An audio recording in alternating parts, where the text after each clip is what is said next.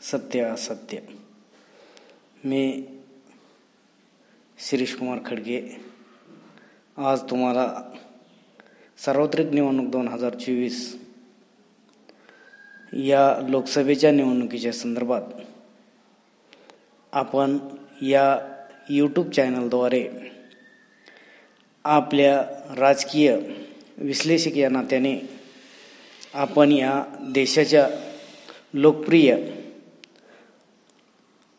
पंतप्रधान माननीय नरेंद्र मोदी यांच्या या 10 वर्षाच्या कार्यकालाबद्दल आपण बोलणार आहोत. यामध्ये प्रामुख्याने माननीय पंतप्रधान नरेंद्रजी मोदी यांचा जो लोकप्रियतेचा ग्राफ आहे तो वाढतो आहे.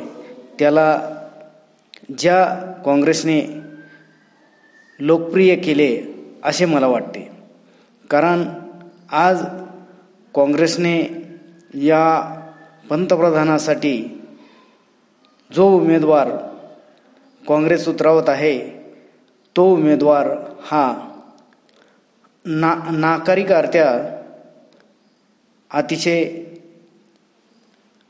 वेगळ्या स्वरूपाचा उमेदवार काँग्रेस उतरवत आहे. आज पंतप्रधान यांची लोकप्रियता मी बोलतो असे नाही, तुम्हाला देखील आश्चर्य वाटेल, कारण मोदीची लोकप्रियता वाढवायला काँग्रेसचे कोर कमिटीचे अतिशय वेगाने काम चालू आहे आणि ते दिसते देखील आहे. कारण काँग्रेसची राजकीय स्थिती अशी आहे की जी फांदी तोडायची आहे त्याच फांदीवर बसून कुऱ्हाडीने घाव घालायला चालू आहे. आणि त्यामुळे मी म्हणतो मोदीची प्रसिद्धी काँग्रेस व इंडिया आघाडीचे नेते मंडळी वाढवताना दिसत आहेत. यामध्ये प्रामुख्याने काँग्रेसच्या राहुल गांधी व मल्लिकार्जुन खरगे यांना जास्त लक्ष देऊन ऐकले पाहिजे.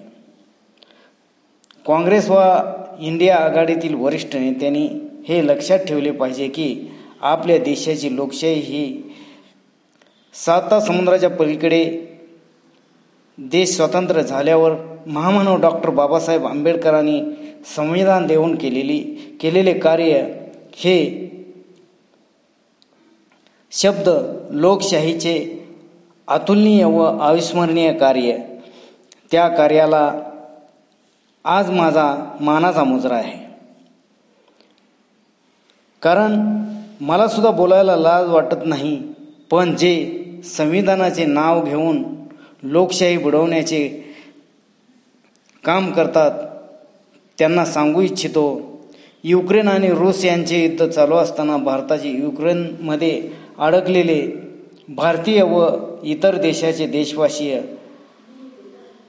यांनी भारतीय तिरंगा झेंडा लावून युद्ध थांबवून बाहेर काढले. याला म्हणतात संविधानाने व डॉक्टर बाबासाहेबांनी दिलेली लोकशाही.